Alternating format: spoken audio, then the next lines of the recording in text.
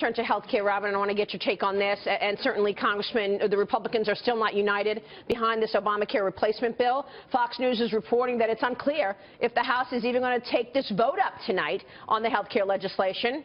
Are they? Again, it's going to see how the votes come out. I know, as of now, I don't believe the votes are there, but there are negotiations going on with the president and with certain members of Congress. What the president, though, has to be concerned about is that if he goes too far in one direction, he's going to lose votes on the other side. So this is it's going to get down to the wire. Congressman, that's what we were chatting about earlier today. If they push too far right with respect to making the Freedom Caucus align with their votes, how does it, put someone such as yourself, who's a little more, I would say, a moderate with respect to voting on something like this? It would certainly make it. It would certainly raise questions for me, put it that way. Right now, I'm undecided. I understand what the president wants. I understand what the speaker wants. But if it goes any more in the direction of the Freedom Caucus, it's going to be very difficult for someone like me to vote for it. Wait a second. Are you saying you're undecided right now, Congressman? I am. I want to find a way to support it. Why are you undecided? I'm still, what I'm trying to look at is the exact, again, in New York, we have 800,000 people went under the Medicaid expansion. It's not something I support. The reality is they're on it.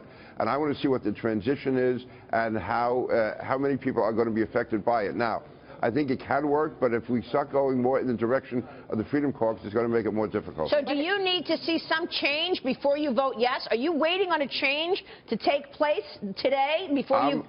I'm waiting to see how this all plays out. There's so many moving parts here. That's the only reason. Listen, on every other issue I've been involved in, I always make a pretty quick and firm commitment. Yeah, Jagan McDowell, jump in here. Yeah, go ahead. Congressman, the Freedom Caucus seems to be focused on getting rid of these coverage mandates, the 10 items that insurance must cover. How would that impact the Medicaid funding, if at all?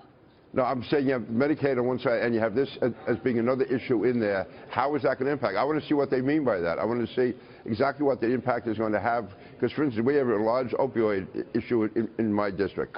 And we have a large rate of breast cancer. We can go through these issues. I want to see what this actually means. That's all. Yeah. So Medicaid is an issue now, which I'm working through. But on this is an added issue being brought in. If you do not get this done, Congressman, are you going to take responsibility for being part of the problem, for busting up the entire agenda when markets sell off?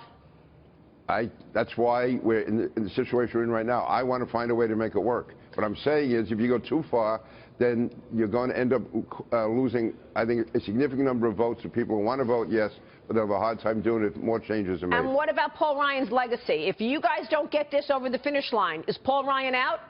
No, absolutely not. Paul is a great speaker, and he has to remain a speaker.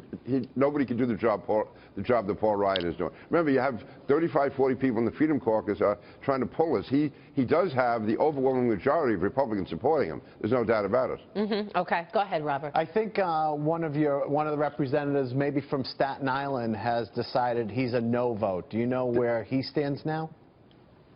Dan Donovan is a no, and Dan can speak for himself on this. One of the main reasons is there was language put in the bill which would perhaps help 57 counties in New York, but it would have a damaging effect on New York City. He's the only Republican in New York City, and this specifically, this definitely hurts hospitals in his district and people in his district. It's it's how the Medicaid funding is made. In New York right now, I see. Local governments pay about 13%. That would be removed everywhere but New York City. So New York City would really be hurt by that. So if that language is changed, Congressman, do you get to a yes vote? That doesn't affect me. That affects Dan Donovan. Oh, okay. Oh, yeah. Staten Island. Yeah, you're talking about Staten Island. Congressman, it's good to see you. Thanks so much for weighing in. This is so important, and we'll be watching the developments. Thank you, sir. Congressman Peter King there.